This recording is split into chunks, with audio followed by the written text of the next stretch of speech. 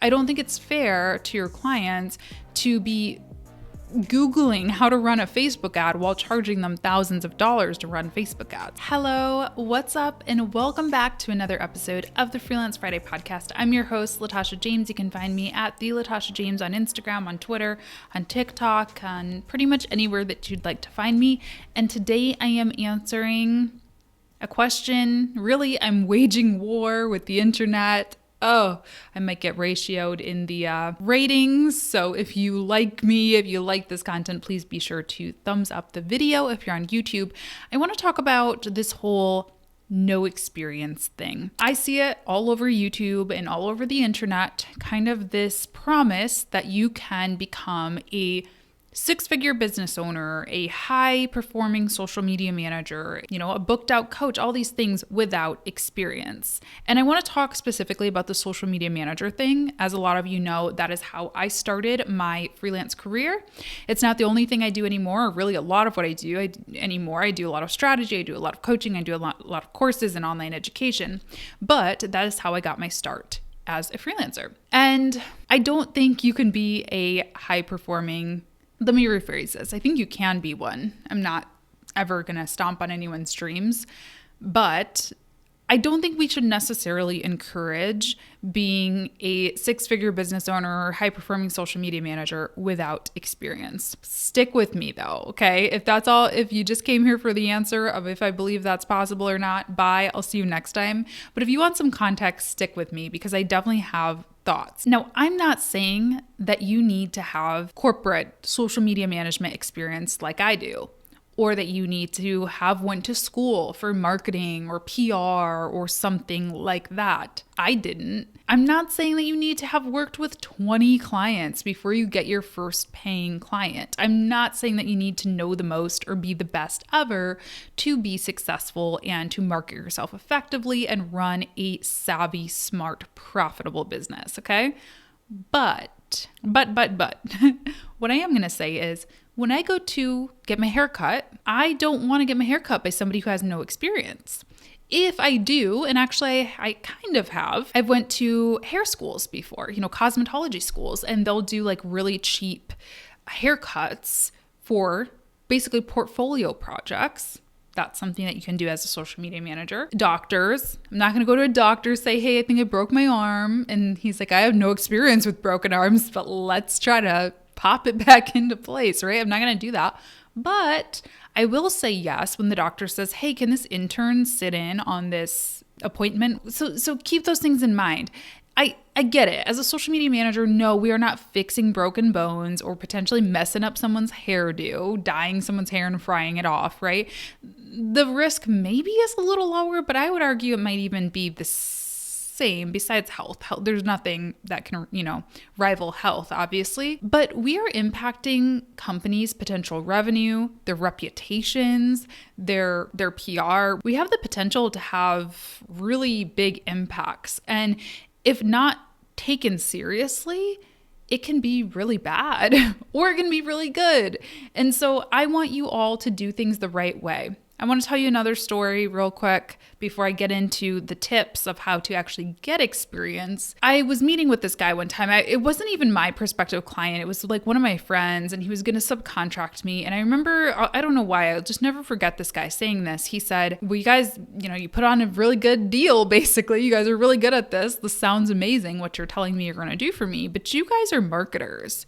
And marketers have a reputation of, selling you a really good story and not actually following through on it. And I'm going to be honest, I see a lot of this in this online business space. Not everybody, I'm not picking on you, not naming names here, but saying that you're a six-figure booked out, social media manager, that doesn't tell me if your customers were satisfied with your work.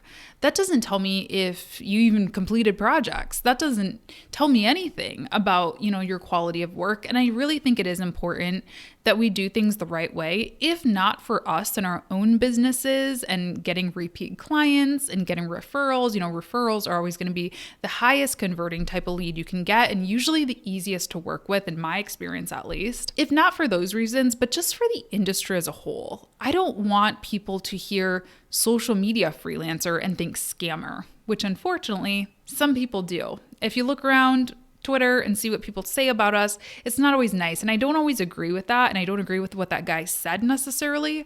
But that is sort of the stereotype of marketers as a whole and social media managers, especially those of us who are self-taught or who work online and have no sort of oversight. You know what I mean? Like, we can do whatever we want. So I think it is really important that we do invest in our training. We do develop some kind of a standard even within ourselves, just so that we are delivering high quality work and we're not just all talk. And yeah, cool, you booked 6 figures worth of clients, but did you get them any results? Are they happy with you?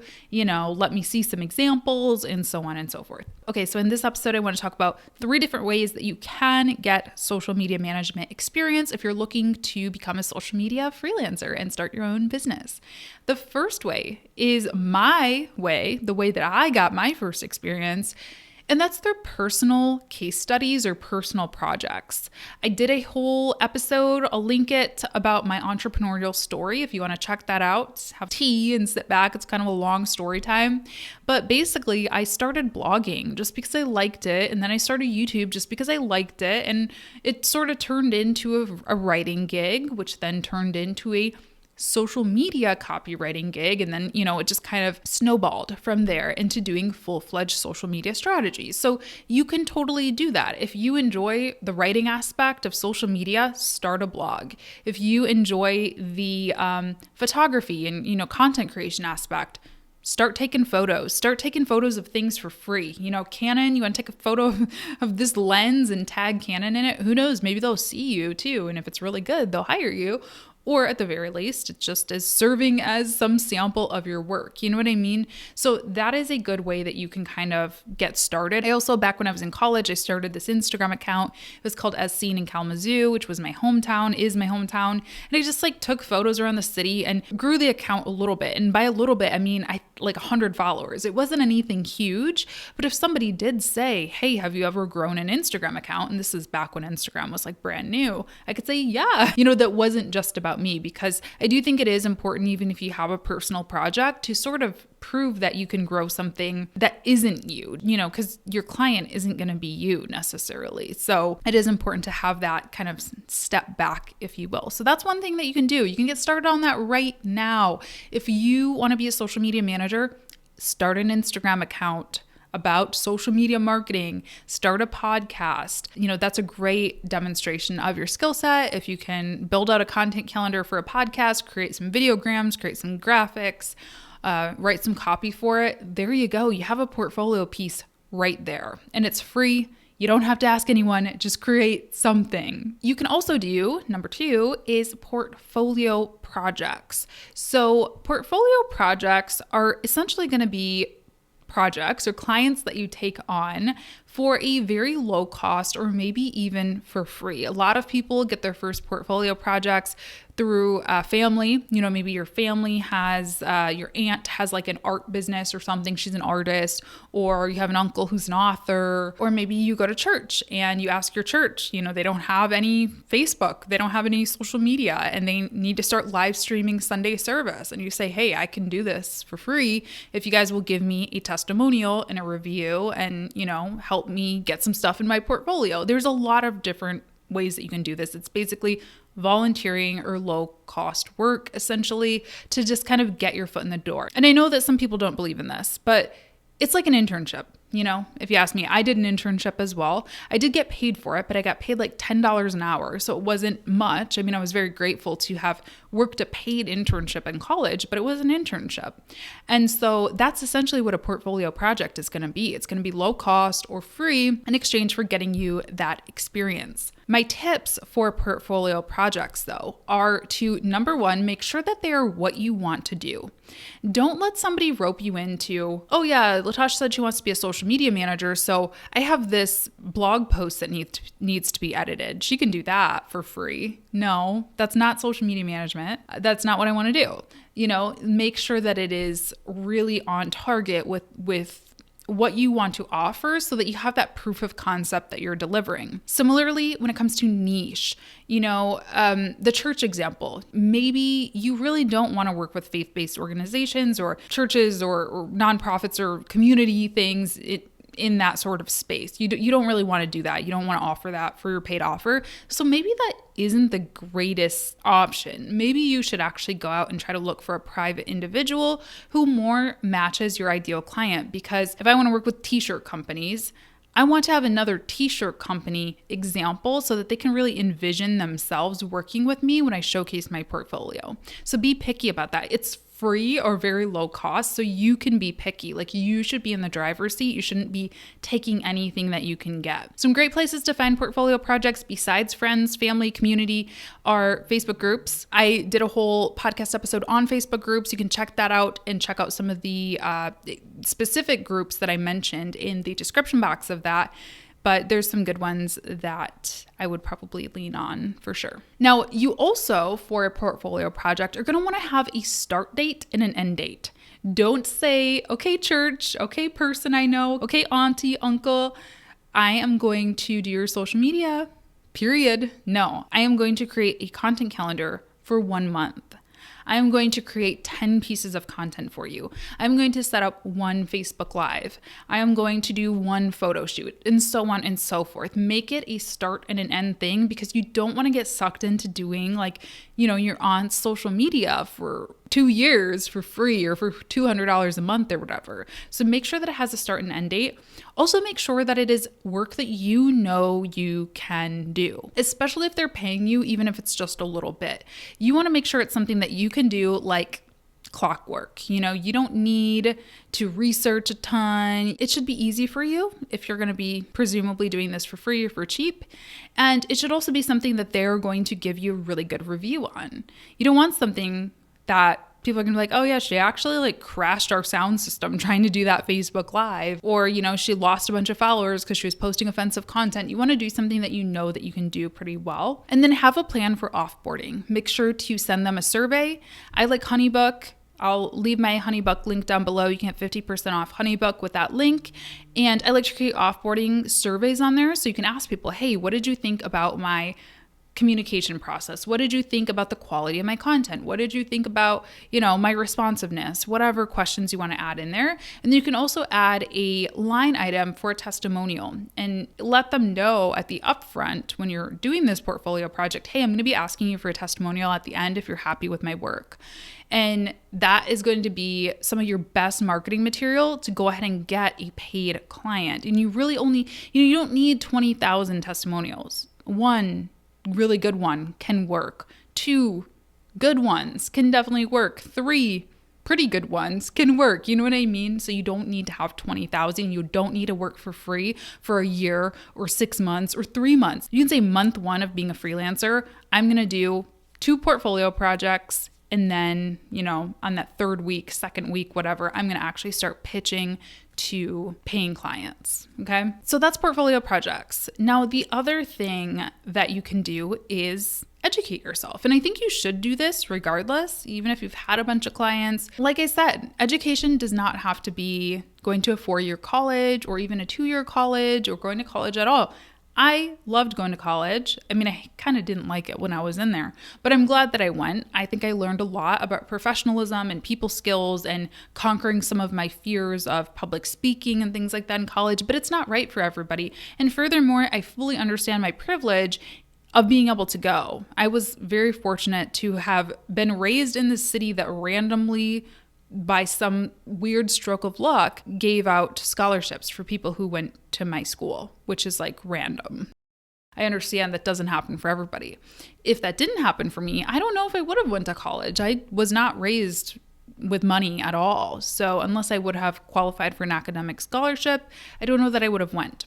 So I fully understand that's not possible or doable or something that people want. But with that said, if you do go to college, most educational programs offer some ability to get some type of portfolio work. Now, I went to school for film and political science, so I didn't really get social media experience, but I definitely had a lot of videos, for my film degree. And even from the poli-sci stuff, I did a lot of kind of current event pieces that were new media style, either written for the web or were newsy and video or audio pieces. So those did help my overall portfolio, but I didn't have like a Twitter post to share, you know what I mean, as a part of a portfolio. So the great thing is that we live in 2021 though. And there is an online course, there was a program, there was a coach, there is something for everybody out there. And there are definitely ways that you can get experience online at an affordable cost without spending an arm and a leg on, a traditional 4-year degree or 2-year degree or whatever. Now, if you are going to go to school, one question I get a lot is, what should I go to school for? And I would probably say, if you know for sure you want to be a social media manager, look into PR, look into marketing. I would say business, maybe. I don't know. I haven't really looked at business curriculum lately, but my degree wasn't bad. I really lean on it a lot, but it probably wouldn't be my top recommendation. So yeah, take online courses, even if you do not need experience, even if you have experience, you've taken on a bunch of clients already, take online courses. I try to go through and take something every couple months just to kind of keep me fresh, up to date on things. I always talk about HubSpot Inbound, or HubSpot Academy rather, is the actual course suite that they have. I think they're fantastic. You probably know from listening to the podcast that I have a lot of courses. I actually am launching a new one, or just launched a new one, called the Social Media Management Accelerator. And this course was really my answer to this question. My goal with this course was to help people walk away with a portfolio that they can then take to a prospective employer or pitch to a client and say, here's some examples of my copywriting style. Here's some examples of the types of content I can create for you, and share that with them. So the Social Media Management Accelerator is an 8-week program. It's a cohort-based course, meaning that you learn with a group of other people, under 100 people total. We get together on live Zoom webinars every single week, as well as, read through some text and watch some recorded videos as well, and learn some of the key skills that are important for a social media manager to have, from copywriting to analytics. And yeah, this is kind of my answer to the people who don't have experience and they're really struggling to prove results for their clients. They've gotten past the art of selling. They know how to sell, they know how to pitch the package, but they don't know how to actually make the things happen. They don't know how to read those analytics and put it into a story for their client that they can actually understand, and put it into a nice report. So that's kind of why I decided to create this course. This course really is something unique as far as I know. I haven't seen a ton of other things out there on the market that are like this, but there are a ton of other courses. So if you're like, you know what, I don't really need that, but I do need advanced Facebook ads, look for an advanced Facebook ads course. Start with Facebook Blueprint. It's free, but if you need something more advanced, I'm sure there's a ton of those out there online. Maybe you need advanced photography or design, whatever it is. Understand where your weak spots are and learn them, because usually, and if you're taking a good course with the instructor, what I always tell my students is make sure to implement. Even if there's not a formal assignment, the Social Media Management Accelerator does have formal assignments that I'll be grading and giving back to you with feedback. But even for my courses that don't have formal assignments, I always say, read through this module and then make sure to go and implement. If you're reading about reels or stories or whatever, that means that you should then take a pause from the course content and create some reels of your own. Save those into a portfolio so you have some experience, you have something to show for your work. It's going to make it so much easier to actually sell to a client and prove results for them when you've already done it. It's really hard to be successful at something that you've never done or you've never had success with in general. And that's kind of my closing thought for this is I see this a lot in comments. And again, I'm not calling anyone out. I'm not trying to shame anyone by any means, but I see a lot. Okay, I got the client. I'm really scared I'm not going to be able to perform for them. And I'll be honest, do I feel 120% confident with every client I sign? No. I mean, sure, there's clients that maybe are a new industry for me or have some particular challenge that maybe is a little bit unique or that I haven't had a ton of experience with, but I know that I can write a tweet. I know that I can create some cool content. I know the basic fundamentals of social media copywriting. I'm not learning on the job. If you're going to learn on the job, do an internship or a portfolio project. I don't think it's fair to your clients to be Googling how to run a Facebook ad while charging them thousands of dollars to run Facebook ads. So it's not really fair and ethical in my opinion. Again, I know I'm probably going to get ratioed. I feel like people are not going to like this episode, but I'm just keeping it real. I don't think that's fair. So my answer to that question is have a proof of concept before somebody starts paying you for it. So again, that can be multiple things. It can be a personal project, it can be a portfolio project, or it can be some type of an educational venture, an online course, a degree, an internship, or something like that. But you should have done it, to some degree before charging money, especially before charging a lot of money. And that's my 2 cents on that. All right, so I hope that this was helpful. I hope you enjoyed it. And yeah, I will leave links to the things that I mentioned in the show notes and in the description box. Of course, up at the top will be a link to the Social Media Management Accelerator. As of recording this, we still do have a few seats left. It is limited to 100 people. So make sure that if it's something that you're thinking about, if it's an investment that you're comfortable making, that you go ahead and get started with that sooner rather than later so seats don't run out on you. But it's an 8-week program. Class is going to kick off on March 29th, and we're going to have weekly classes that you can either watch live or you can watch the recording of in a more traditional course format, whatever works best for you. There will be weekly assignments though. So if you do want to get graded on those, you'll need to turn those in every single week. And I will be giving you my personalized feedback on those. In addition to that, we'll be putting you in small groups so you can have mastermind sessions with other people who are taking the course and really get that networking and accountability time in. And there will be a couple of group calls with me as well so we can all chat. So it's going to be a really fun program. I absolutely cannot wait to kick it off. And yeah, I think you guys are going to love it. Thanks so much for tuning in today. I hope you all have a fantastic rest of your Friday, and I will talk to you in the next one. Bye. Thanks for tuning in to today's episode. Show notes for this episode are available at latashajames.com/podcast and contain all of the links I may have mentioned today, as well as an invitation to join my private Facebook group, the Freelance Friday Podcast Community. Thanks so much. We'll talk soon.